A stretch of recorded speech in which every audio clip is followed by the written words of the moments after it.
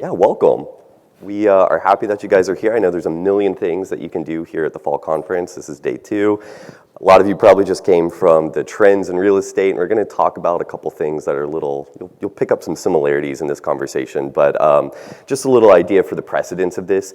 We really want this to be a conversation amongst everyone, so this isn't going to be just a traditional panel setting, if you will. It'll be more conversational, and absolutely think up questions that you might have, because we'd love to have some audience integration in the latter half of the presentations. About 15 minutes, we'll welcome you guys to share your opinions and thoughts and ask questions. This is going to be really interesting. We're talking about not just real estate, but it's real estate mixed with some psychology, mixed with sociology, kind of all muddled into one, and I think there's a lot of value to be derived from it. But before we start to get into the meat of it, I will ask my panelists if you guys would like to introduce yourselves. Chris, Kevin, tell us who you are, what you do, who you do it for. Sure, I'll start. Hey everyone, I'm Chris Bledsoe. I'm co-founder and CEO of a company called Ollie. And Ollie is a co-living operator. Probably many in the room are already aware or have heard of co-living, but for those who are not, I think the easiest way for me to explain it is there are 4 co's to co-living. It's cost savings, convenience, comfort, and community. Those are the kind of 4 recurring themes that you'll see throughout various co-living operators. Today I'm super excited about being on this panel with Chandler and Kevin, because I get to focus on that 4th co, community, which is not always something that I get to do. So really excited about just being here, and also just hearing the questions that are in the audience. Perfect. Great. Hello, everybody. My name is Kevin Clausen. I am with the City of Anaheim's Community and Economic Development Department. I don't know, I know we're at a national panel, but if anybody is familiar with anything that's in Anaheim, a destination, anybody want to blurt anything out that they might know in Anaheim?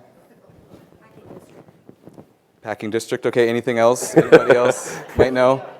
What was that? Museum. Oh, we have a museum, yes. Any other things that you might want to Instagram or? Happiest place. Angels, yeah, I've heard of them too. Traffic, yes.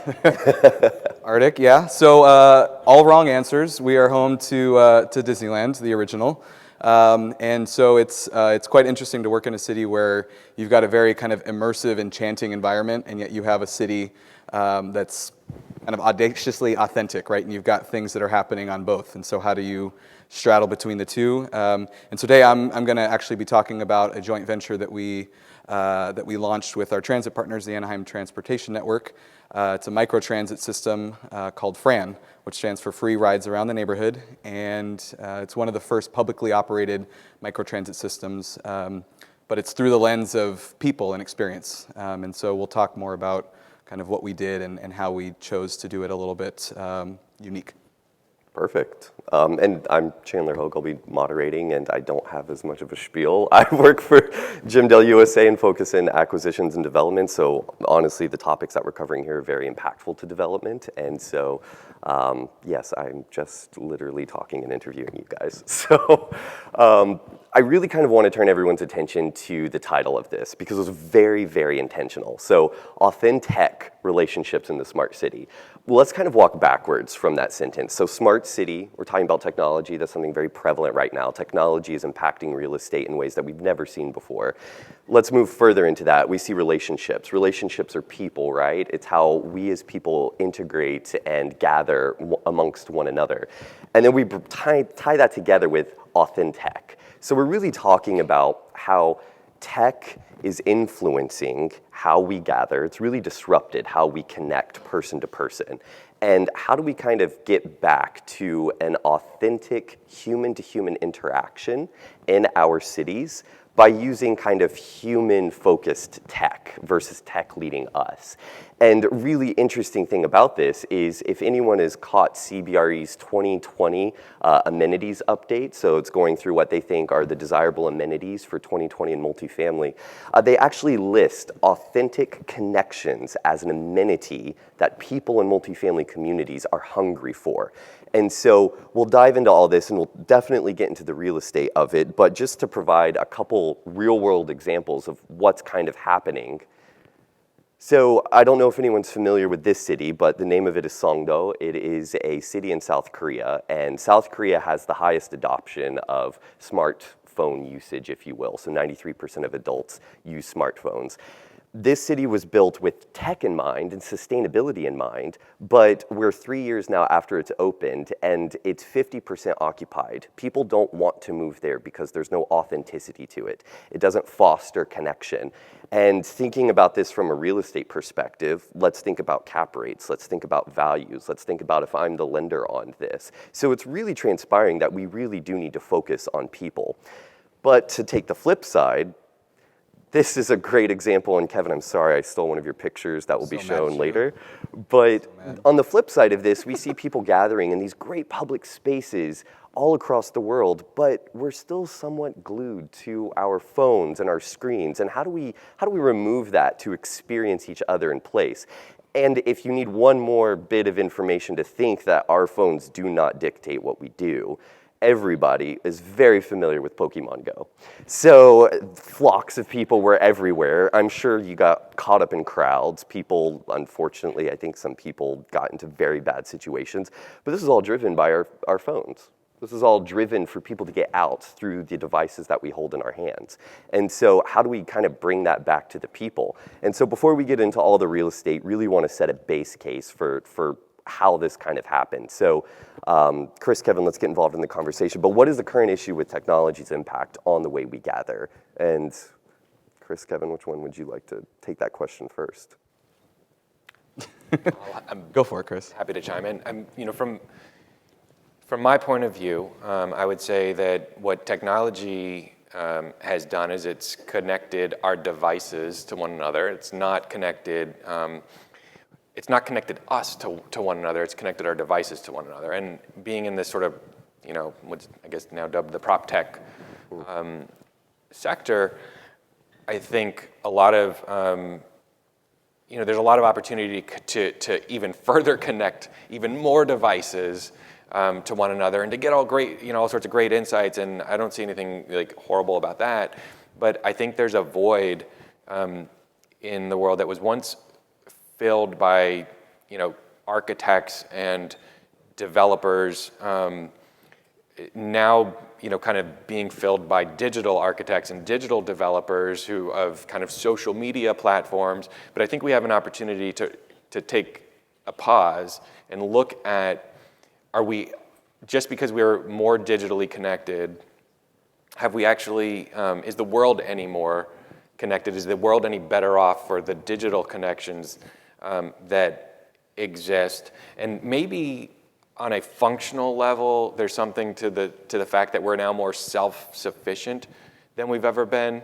And it does call into question the old adage of, does it really take a whole village if we're now more self-sufficient? But I don't think that the human state an emotional state has evolved at the same pace of technology. And kind of third on the rung of the Maslow's hierarchy of needs ladder is the sense of belonging that we seek. So just because we're now digitally more self-sufficient and can exist on our own doesn't mean that emotionally we want to exist on our own. Existing on our own and being self-sufficient in some ways feels safe because it makes us maybe less vulnerable if I have to rely on somebody else. But here we are in this world with rising suicide rates, loneliness epidemic underpinning it, mental health disorders underpinning it. And I don't think, and this is all happening in the context of record low unemployment, which is also a bit paradoxical. Mm-hmm. So why are we more urbanized, more digitally connected than ever, lowest unemployment, yet we still are facing this loneliness epidemic and suicide epidemic? And I think it's because we've become over-reliant on technology in lots of ways, including to connect us with one another, but all that technology has done is connect our devices to one another. And this is now the opportunity, I think, for real-world developers and real-world architects to rethink physical spaces as opposed to digital spaces and evolve and kind of swing the pendulum back a little bit. Sure. I think an important point to that too is also, working in real estate, our end user is always people. And that's never changed, and that's really not going to change. So if you're building for multifamily, you're building for people to live there, right? If you are an office developer, sure, a tenant will come in, but it's a search for talent, and people are funding those. So really, we have to continue to remember that the end user is always people. Before we move on, Kevin, I want to give you a chance to kind of answer your version of what you think is going on here. Yeah, I think part of the challenge is that you have this curated life, which doesn't necessarily equate to real life, and you have I read a statistic that there's I think it's 3/4 of the younger generation have this kind of faux profile, and so it calls into question who is a person online and what is real and what's a bot, and so you don't quite know what you're engaging with in the digital space, whereas in the human space you see people, you see eyes, and you can read body language, and I think that's kind of amassed over thousands and millions of people, you lose kind of the core of what a community is and a core of what a culture is. And it sounds a little doomsday-ish, but I think it just extrapolates over time, and we're all, again, staring at our phones as we're kind of walking towards some unknown end. And so it takes conscious effort for us to get back to talking face-to-face and understanding nonverbals and all that other stuff. It's nonverbals aren't all caps or emojis. It's an actual physical action that you take. So I think that's part of the peril that in the back of my mind is what I was trying to accomplish with how we shaped what we ended up producing. Sure. And before we get to the solution of what you guys are helping to do and the optimism, we're going to take it one level deeper into negative territory. So why is this an issue and how do we get there? We kind of talked about this, and Kevin, I'm going to kind of go through some of the slides that you've brought here, but these are images that we often see. And then I'll take it one step further to this, Chris, you kind of spoke on this, but these are all very common things that we see that are happening, and just thoughts on how this is progressing in our current environment, especially the built environment. Yeah, I think for me, the fact that you've got one of the world's most architecturally pronounced buildings and everybody's staring down at their phones, maybe they've been there and they've seen it before, but if I was in front of the concert hall, I would at least have my phone directed towards the concert hall so I could take a picture of it. But I think this is kind of that phenomena of you create the bubble that you want to be in. So whether they're in front of a beautiful oceanfront and architectural greatness, or they're in front of friends, it doesn't quite matter because they've curated the life that they want to have. It's that comfort zone. And so I think kind of to the next point of those four categories, David Brooks, he just wrote a book that came out called The Second Mountain, and he talks about some of these perils that are happening at a broader spectrum, and he lays out these four kind of ideas of loneliness, and you have, as Chris mentioned, suicide rates. 35% of Americans over 45 say that they're chronically lonely. 8% of Americans have don't have meaningful conversations with their neighbors. And you've got a former Surgeon General that said that during all of their years of seeing patients, the most common thing that they diagnosed was loneliness. So I think that all of that kind of extrapolates up and creates an issue or an opportunity for us to connect people in a meaningful way. And then suicide rates has shot up 70% since 2006 for youth between 10 and 17. So all of those things I think are showing up or manifesting in different ways that we have to be thoughtful of. Yeah. Absolutely, and this is interesting. I love this picture of the concert hall because we have this conversation going right now in real estate about design, and there was actually a couple sessions here that some of you might have attended regarding how do you create place through design. And what's really interesting about that is you can have great design and great places, but are they inhabited, or people that are using them not even really fully enjoying them to their maximum capacity? And so you have something great like this, like the concert hall, but it's people are there, but are they really there in the moment, in the present? And so we have to take that idea and thought of what we're designing now in our cities, just even that next step further to, again, people.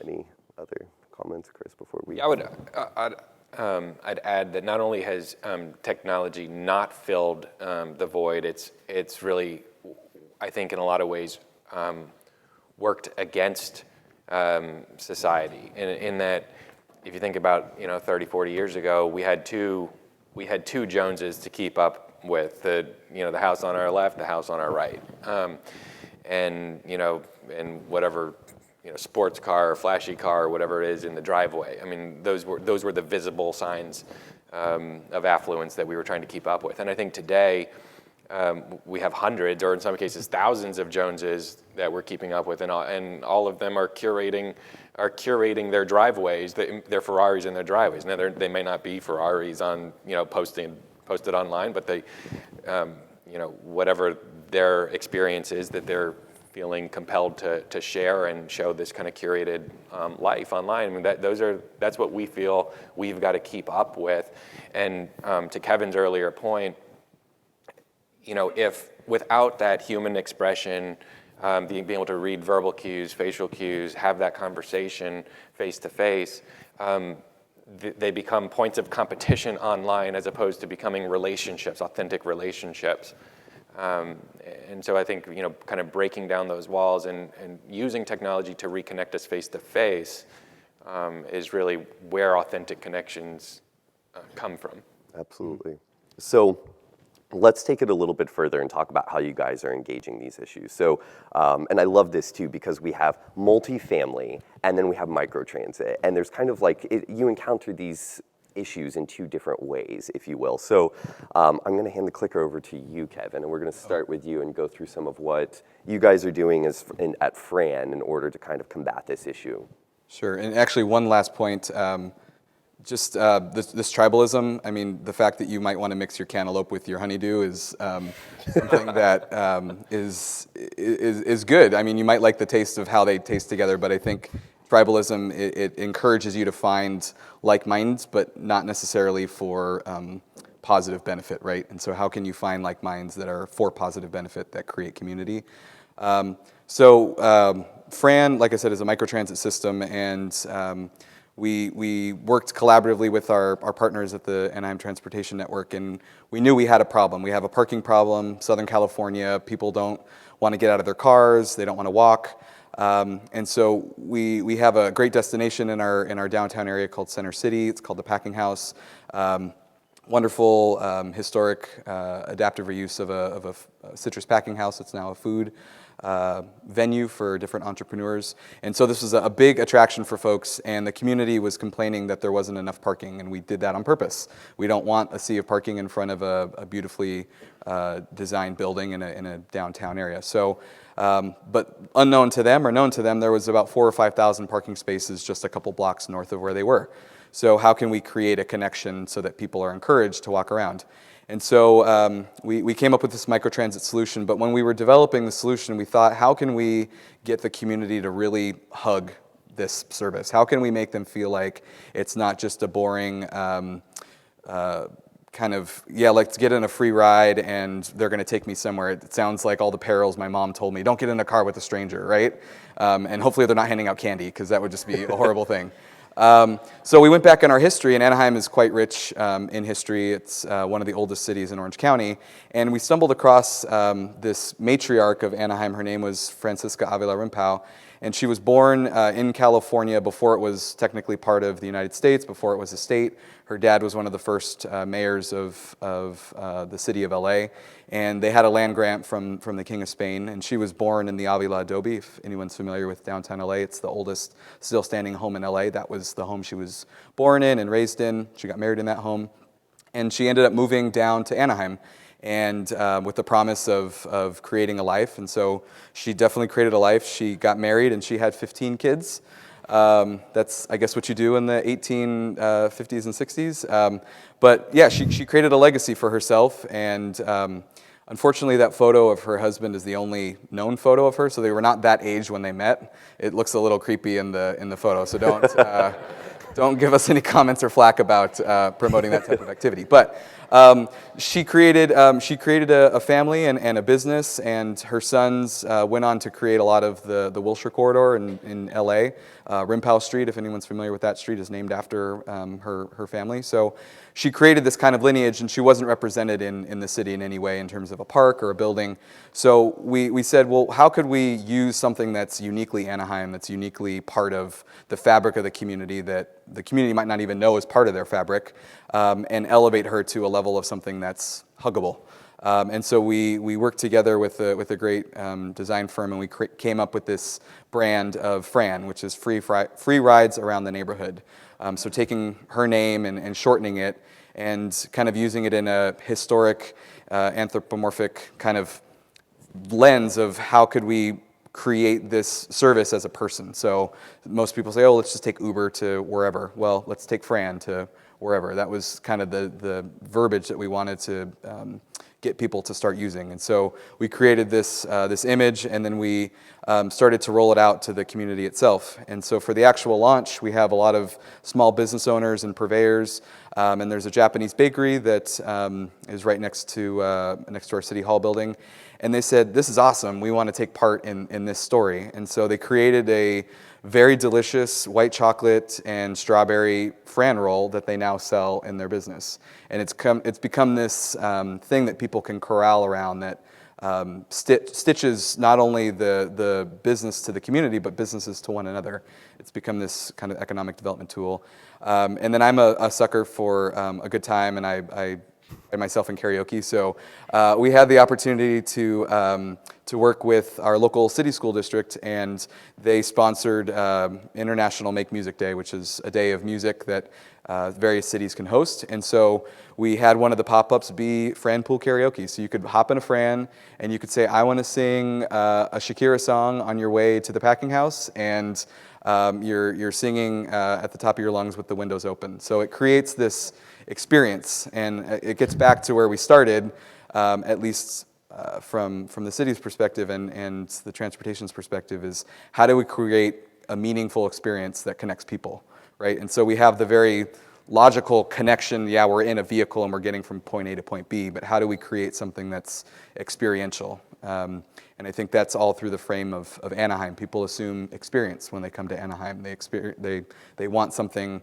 that's unique, and so we kind of leaned into that experience and created something that we felt has done well. And so the community really has embraced, and we have a lot of our folks that have been concerned about developments in the downtown for many, many decades have come to say, oh my gosh, this is amazing. Why can't it go here, and why can't it go there? So it's become this conversation of expansion, which is the best thing. So that's kind of the solution and how we staged our thought process with FRAN. No complaints on the singing? No complaints on the singing? Well, the videos, I don't know. We'll see if there's any on YouTube. Just wait till I get in that car. There will be plenty of complaints.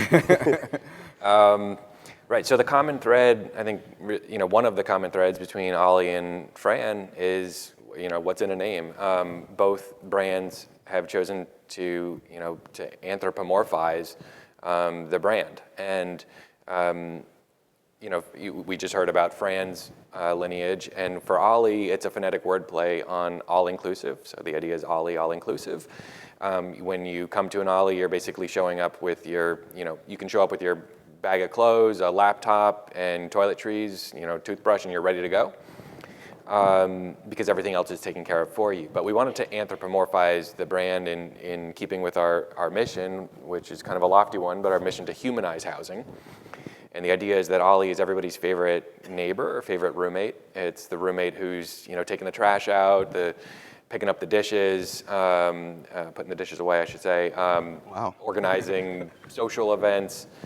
So that's the idea behind Ollie. And what I wanted to do with you is share a little bit about the profile of the resident first at our newest location. This is a building that we opened last year in the Long Island City neighborhood of New York. And it's 422 beds, which makes it as of today anyway, the largest purpose-built co-living project in the country. So it's part of a 42-story tower. And normally I'm up here and I'm talking about all the financials and all that. And we can do that too, but I really am excited about focusing in on the communal aspect of what we're doing here. So let's start first by maybe sharing with you the profile of the community, fairly evenly balanced in terms of gender. Typically, we've seen some co-living operations skew as much as 65, 70% male. So co-living, for whatever reason, has skewed much more heavily male. We've been very intentional in our own efforts at Ollie to create an aesthetic that's more universal, and really create programming that we think has a pretty good balanced appeal. In terms of age groups, I do think that co-living can reach a much broader age range. What we have in Long Island City happens to be a shared suite product. We also, in other locations, have micro studios or conventional sized apartments as well. And so I think the age demographics that are showing up in Long Island City largely reflect that we have a shared micro suite product, which is a sharper opening price point and a little, in what we refer to our price privacy spectrum. The more privacy that you get, the more of a premium you're going to pay for it. The more privacy you're willing to give up, the more of a discount we can deliver to you.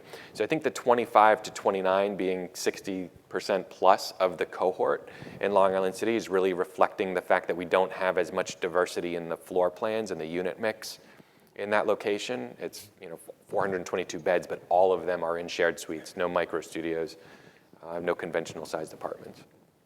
And then you see the other balance, only 5% above the age of 35, but that's again very different in our other locations. Talking about the CBRE report on amenities for 2020 and beyond, and looking at community as an amenity, the statistic at Ollie is that over 40%, I think it's 44%, of our residents are attending at least one of our community events in a given quarter. And as you can see, many are attending far more than that. We don't force community at Ollie. We don't force community on anyone, but it's there for residents who want to take advantage of it. And we curate community in the broader building, but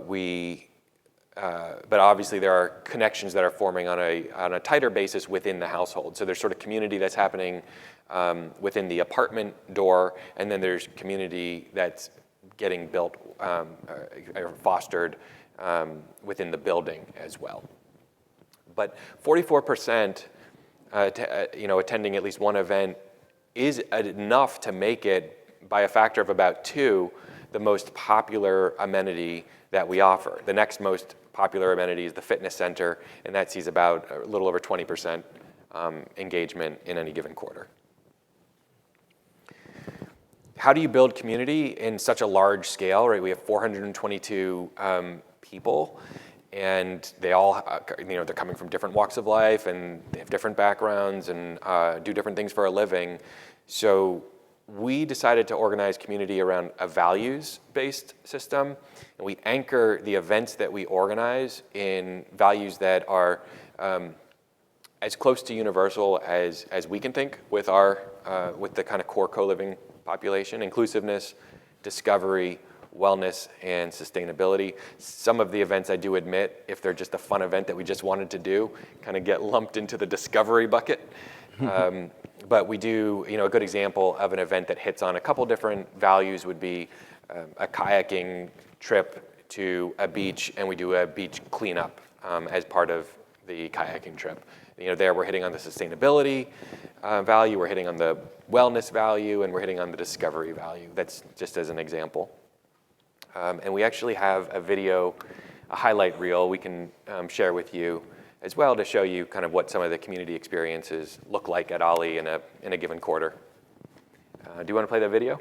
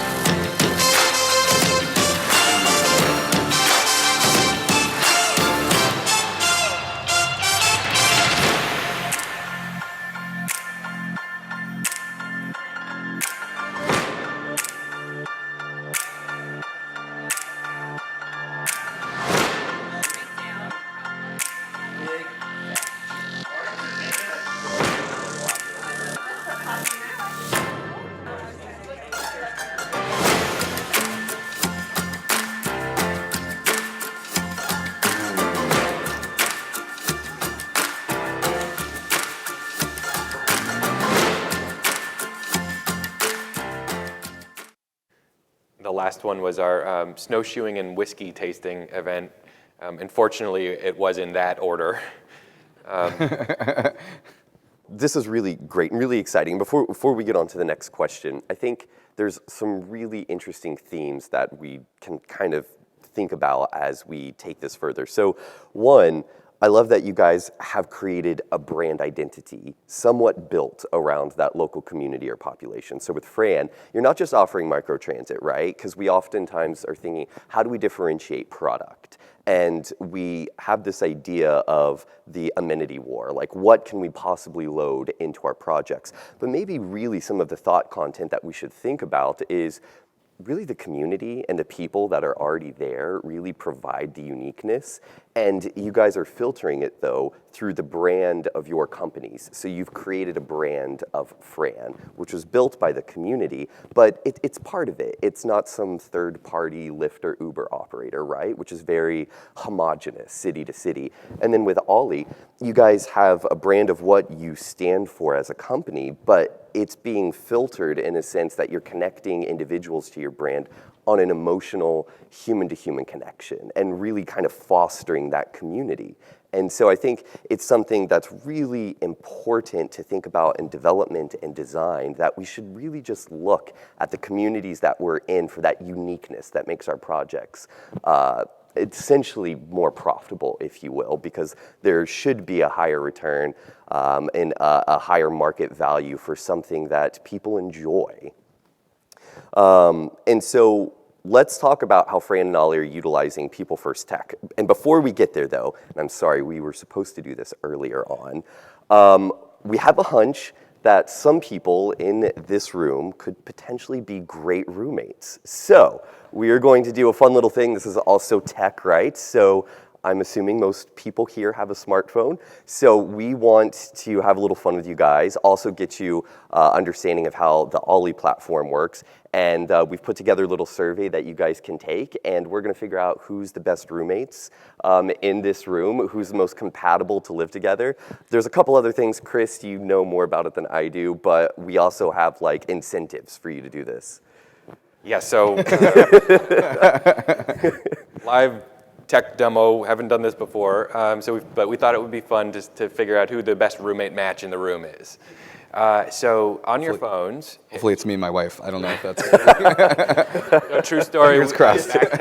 True story. Backtested the algorithm against my wife and my match, and kept working on it until we were a 95% match. It's called therapy, I think. Yeah. So the. Are these the same questions you ask 25 to 29-year-olds? It's the same questions. So if you go on your phones, if you go to, well, our roommate matching platform is called Bedvetter. It's cheekily named Bedvetter. If you were to go to uli.bedvetter.com. Spell Bedvetter. Yeah, spell that. BEDVETTER. So uli.bedvetter.com. You will be prompted through a brief survey. And if you fill out those questions, we will figure out who your best match in the room is. And anyone who's participating is going to be entered into a raffle for a chance to win a fun prize. The prize is an annual membership to Ollie Social. So all those fun events that you saw on the screen.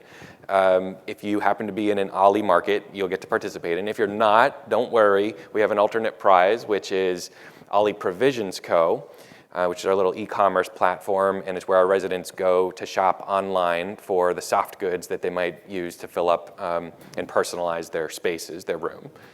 So uli.bedvetter, BEDVETTER.com.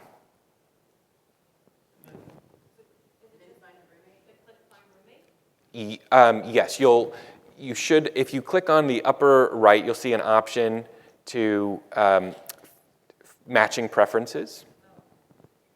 So on the menu on the upper right, if it didn't bring you right into the screen to prompt you for your survey questions, you go to the menu on the upper right and click on matching preferences.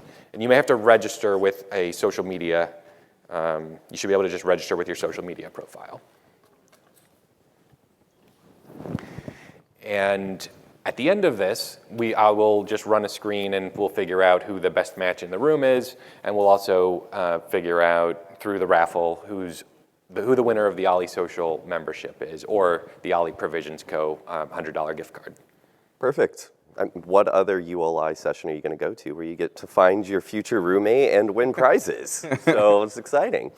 So while you guys take the time to do that, we're going to march forward here because we want to hear more from you and your thoughts. So let's talk about this. So we've kind of gotten the tech conversation going here. So let's talk about how you guys are actually utilizing tech in order to foster this gathering and human-to-human connection. So I think it's me. Yeah. Okay. As a self-proclaimed bureaucrat, I work for city government. We don't typically do amazing tech. I don't know if you've noticed. And so we work collaboratively with our transportation partners, ATN, to create something that felt like it belonged to the place, and it was similar to what you've already experienced in your other ride hailing services. And so we created a white label app kind of based under the premise of Center City, which is the area that we're serving. And we took a very place-based approach in developing our service. And something that Chandler kind of mentioned earlier is you hear a lot about kind of transit-oriented development. I think we took the opposite approach, and we took it more as community-oriented transit. Right, so how do you orient your transit to the community? And so this app is a direct reflection of that approach. And so what we did is we identified as a pilot program. We didn't know what the heck was going to happen when we launched. We didn't know if nobody was going to ride it or if everyone was going to ride it. So we decided to take a small bite at the apple, and we identified key locations within our core that were ADA compliant and met all the criteria that our engineers would let us work within. And we established the service that way. So you pick your point, and right now it's a point-to-point service. Eventually we'll hopefully grow into a more door-to-destination service depending on growth into the neighborhoods. But we took, again, a very place-based approach, and we identified locations that were close to parking, close to destinations, and laid out the system that way. And then on top of that, as a city and kind of as an economic developer, we realized that there were points of interest that people didn't know about. So how could we get people to explore the businesses, explore the entrepreneurs that we had in the area? And so we created a points of interest platform and identified all of the public art, all of the civic amenities, parks, parking, everything that you might want to explore in the area. And businesses have a little description and a profile, and some of them offer discounts and other things. So it's a way for people to explore within the realm of this kind of Center City umbrella. And so we deployed the service, and one of the interesting things, and this gets back to the experience piece, is as a way to kind of get the optimization, we allowed for merged rides. So if, let's say I'm at stop A and Chris is at stop B and Chandler's at stop C, and we're all going to the same destination, it would pick all three of us up. And we would then all be able to share an experience together with a complete stranger. In a confined quarters, and you have an instant thing to talk about. You're in this open air vehicle, and it's got a weird name, and you have a driver who's well educated on the area and knows the local specials, and oh, you should go try the new taco at so and so's place. So it became this obvious conversation starter, and I think that really this is the bread and butter, and this is what we were really shooting for, is how can we, again, put people in a confined space and share an experience together. A quick anecdote myself, I was riding one day, and we picked up a new resident to the area, and so I didn't tell her what I did or what I did or my role in FRAN, and so she just was raving about it. Like I wanted to videotape her and put her. Maybe she's here now, actually. No, she said, "Oh my God, FRAN is amazing. I love it." But then we started talking about, there's a new restaurant called Cultivation, and so she ended up taking my recommendation, and I met my wife there, and we ended up talking fireside chat. She told us, I'm going to Portugal in a couple weeks, and I'm going to Lisbon, and my wife and I had just been to Lisbon, and there was this amazing restaurant. And so she went to this restaurant, and then she just sent me a photo of this restaurant that she went to in Lisbon. That really was all based and predicated on the fact that we happened to join together in a similar ride. So that connection probably never would have happened. It never would have become a thing, and now I have another face that I recognize on the street. And I think that's the community building and the social cohesion that we long for, but we don't quite know how to get to. And I think it's fun vehicles like this and odd experiences that really push you into, oh my gosh, this is a new thing that I didn't wake up expecting to happen to me today. So that I think is kind of the real heart and soul of what we tried to accomplish. And it happened to me anecdotally. I didn't induce that conversation. And then I'll pass it on to Chris. And just before we get into Ollie, just curious, so as people join this, they create these connections. Have you guys seen a change in the parameter that FRAN services? So talking about the restaurants, food and beverage, have those businesses seen any kind of change of maybe this is a free ride, I can maybe have an extra drink, I can go to another place now that's way more convenient, where I don't need to park, I've met someone through FRAN and now we're just gonna have like an evening together. Have you seen those changes and stories come through that area that FRAN services? Yeah, I think it's all about extending the stay. And from the city's perspective, if you can have them stay for one more meal, then that's one more job or one more thing that we can add to the local economy. So from the city's perspective, that's what we were trying to achieve. And we have seen that anecdotally. We don't have hard and fast evidence, but there are populations that we're serving now that we didn't anticipate serving. There's a senior population that we didn't think would be open to this type of concept, but we are talking about expanding it to serve their needs, their specific needs. Initially, it was just about point-to-point mobility, but that could be many things in a very diverse community.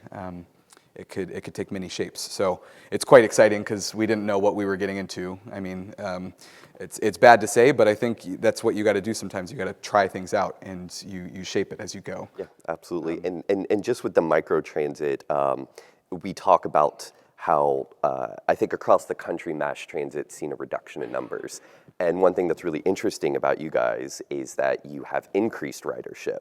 And can you just talk briefly about that and why you think that might be and what the successes are for that? Sure. Well, it's our transit partner, Anaheim Transportation Network. Diana Cutler is the executive director. She's in the audience today. A lot of that is driven on creating serving a need, right? If you've identified that there's a population that doesn't have transit that's serving their needs, then create the transit that serves their needs.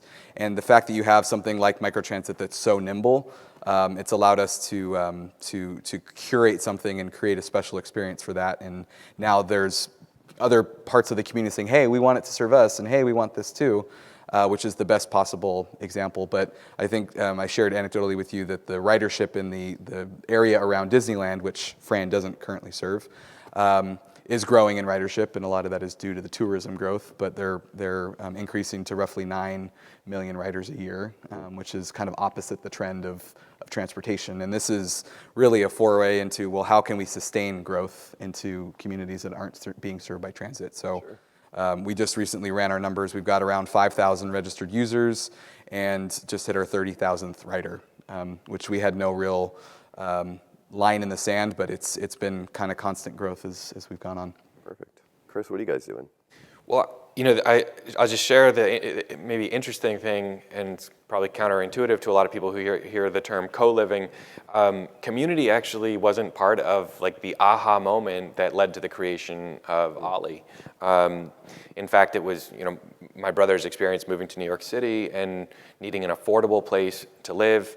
Couldn't afford a studio, so what he did was he took a one-bedroom apartment and he subdivided the living room into 2 additional bedrooms. The aha moment came when he put those spare bedrooms onto Craigslist and he got 90 responses in 2 days. And then realized he could take the listing down and put it back up at a higher price. And when he kept doing that, and it had little effect on demand, and eventually he was living for free, we had our aha moment. But community really wasn't part of that. Roommating was part of it, but sure. You can have roommates and not have community in a real sense if the roommates just keep to themselves. But that's not what happened in this case. We knew that there was an opportunity to improve upon pressure walls and the fact that one of the bedrooms didn't have an air condition, had no temperature control, the fact that 3 bedrooms were sharing 1 bathroom. We knew that we could improve upon all those things and we could embed housekeeping and Wi-Fi. Community realization only came after 2 of the women that he had sublet to. A couple years later, he was still Facebook friends with them, and he had moved out of the unit at that time. But he saw on his Facebook feed that one of the women had was getting married, and the other woman had become the maid of honor in her wedding. And it was that realization that, there's opportunities to really foster very meaningful connections as part of the product. That's when we started really thinking differently about community. But we were more focused from the start on roommate compatibility type of questions, and like the ones that if you happen to participate at uli.beveder.com, you will have seen questions like this. How tidy are you? What is your personality? Are you introvert, extrovert, somewhere in between? What's your tolerance for overnight guests or daytime guests? How often do you cook a meal? Do you have a no shoes policy? So very practical kind of questions about living together. And we've more recently added a question at the end of the survey that I'm super excited about, which asks our residents to talk about their hobbies and interests. I think as a society, we've more or less clustered by income levels. And I think there's, you can argue that's been to the detriment of society, that we've created these clusters of homogenized tax brackets in our housing market. They're not really, a whole lot of rhyme and reason, because, income levels are a rather weak bonding agent. I think hobbies and interests, if you share a passion together, you don't care what your income levels are. If you share a passion, that's a much better bonding agent for society to build and cluster around, in my view. And that's the opportunity, I think, for us. The survey that you're participating in, for those of you who are participating, that same engine, that same technology, it's our vision to be able to start reclustering not just how a household is formed and comes together, but how an entire floor in a building is clustered, and then how an entire building itself is kind of comes together, and how other buildings in the neighborhood come together. But this is the basic building block of that. Wonderful. And if you go to the free agent section, you'll see, again, go to the menu bar, and on the menu bar you'll see a option that says free agent. Those are other people who have not yet attached themselves to a household, and the idea is that they're right now floating, looking for other roommates, and you can see other people in the room who have participated and are looking for their other roommates. You can sort by best match, and that will tell you who in the room is your best match. Here's an example of what that profile card would look like. And if you choose to make your privacy, your profile public, then you can actually see on what metrics you match or don't match. And then the other aspect of technology for us is really just on the being able to handle the logistics of organizing people and events.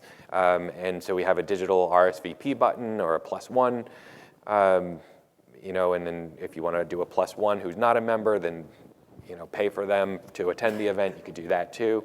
So it's just a more practical matter of actually organizing people together in a way that does not make it so labor intensive, because we are very focused on managing the OpEx of the buildings. So we're starting to run a little short on time, so I'll ask a super quick 1-minute question. 1-minute response is, what is the impact to real estate? After all, we are here at ULI Fall Conference. And so we'd love to get your thoughts on that, and then we will not keep everyone in misery any longer so they can know who they are roommating with, and then give you guys a chance to ask some questions, which, by the way, we have microphones here. But yes, 1-minute answer. What does this mean for real estate and the future of real estate? I think at a minimum, I think it's a differentiator for the product. I think we feel good about that. So you can, we're looking at how do we measure the ROI on that, and I think it's, looking at renewal rates for the buildings. It's looking at occupancy rates in the first place, the overall tenure of a resident. Sure. I also think what we explain to our developer partners when we're managing their assets is that they shouldn't be thinking about the community social budget as a separate line item, but actually we can source dollars out of the marketing budget, because those community events can then be posted onto the digital media, social media platforms to help generate awareness about the building, within relevant, the relevant social networks of our residents. So I don't think we know the full impact just yet, and we're getting smarter about picking out KPIs that we should be, key performance indicators that we should be measuring.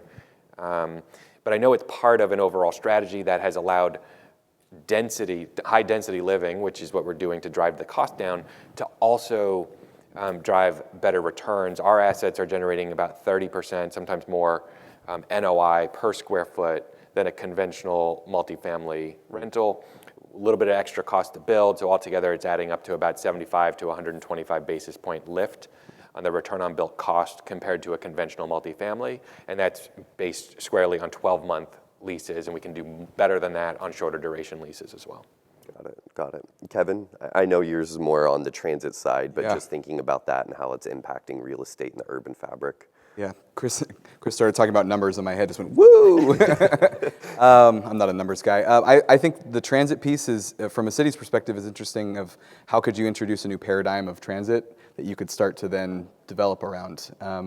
Orange County is, again, it's its own beast in terms of transportation, and so how can you introduce a new player into that space so that you can offload parking demand and create spaces that are more people-centric when you're not thinking about increased ratios and trying to put lipstick on a pig of a parking structure. So I think that's the long-term play for us, and it's just been a pilot to test out. Is this something that we can rely on? Is this something that we can reasonably hold up to the policymakers to say, hey, we have something that's driven by fact and data to show that we've done a real pilot. So I think that's the big real estate play for us is creating different types of communities that are transit focused. Sure. So we have time for about 2 to 3 questions. So just from the audience, general feedback, or would anyone love to pose a question to anyone here on the stage regarding what we talked about in the topic of gathering and human interaction? Yeah, thank you. Good afternoon. Really enjoyed both of your presentations. I have a question for Kevin. Uh-oh. How are you underwriting the cost of the FRAN service since the rides are free? That is a great question. There was a lot of angst once we launched or right before we were going to launch. We thought, should we call it fun rides around the neighborhood? Because once you say free, free is forever. There's a couple different prongs of it. So California being a pretty progressive state when we're allowed to be, we applied for some cap and trade grant funds. The Anaheim Transportation Network did, and received a pretty sizable grant that allowed for a portion of their fleet to become all electric, and then a portion of that grant also allowed for us to launch this pilot. And then we have a local association of property owners in our downtown area that agreed to assess themselves, and so that's gotten us past this kind of initial launch phase. And then we're looking at other opportunities in terms of parking revenues and other user fees. And really the thought is that, again, Orange County, you have to literally pry people out of their cars. And so if there was even a $1 fee, we anticipated that it wouldn't be adopted as quickly. So could there be a point where it's a paid service? Potentially, but we're sticking with free for now. Gentleman over here, and then we will figure out who's won the raffle and roommating. I have similar questions.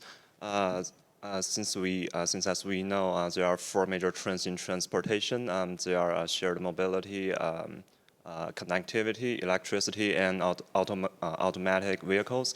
And your project is the combination of the first 2, and I really like the idea.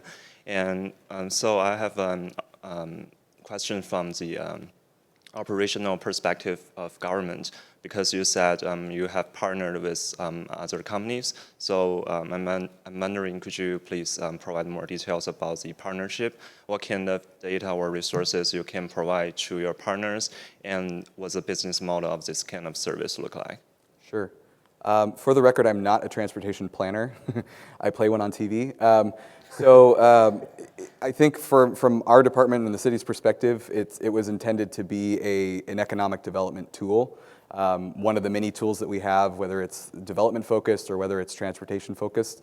I have the innate kind of thought that transportation is going to be a big driver of development in the future, and I don't think that we can do things differently unless we really address transportation in a meaningful way.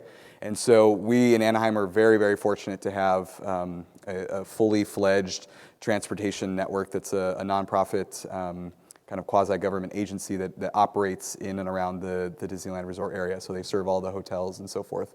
And so we had an open conversation a couple years back and said, where is your future and where are our future, and how can we potentially align something that serves both of us? And so we kind of kicked around this idea of microtransit. We knew it wasn't supposed to be a fixed route, and so it was really looking at the community and the place that we were trying to serve.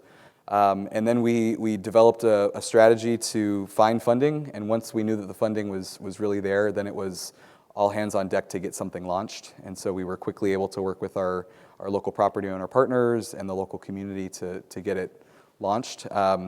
I think, like I said before, it is a pilot, and we didn't quite know what to expect. And so now that we have some data to inform future decisions, we can look at what stops make sense and what are the hours of operation and some of the data points that we didn't even know what questions to ask when we started. So it's been an exciting process, and I think in terms of lessons learned, the Transportation Network just hot off the presses, and I have a copy if anybody's interested, have kind of a how-to on how to find your partners, how to find funding, and how to really look at the place that you're serving to get something launched.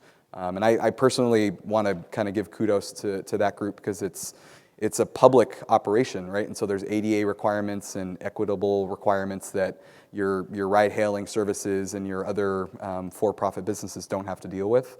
And so when you're thinking about the future of transportation, you need to think about the full host of users. And so we have ADA-compliant vehicles, and it's much more thoughtful in delivering service to the masses. And I think that's personally where I think the future is, or a piece of the future is going to go. It's not going to solve all problems, but in areas that are kind of built out and we're retrofitting suburbia where you can't put really capital-intensive transportation services, this is a good solution. Sure, so let's do one last question, Renee, and we've got about 1 minute for a question and answer. Okay, you guys did so well I didn't leave for the meeting. I rescheduled. We're happy that you did. Right, that deserves a Fran pin. Okay. I kept mine. I haven't given it. I gave one to Michael, though. Perfect. Anyway, so this question is for Chris. Have you ever thought of taking this concept and using the same thing for seniors? Because the seniors today are not the seniors of yesterday, and they're much more active. You end up on fixed incomes, and you just don't have the disposable income that you had before.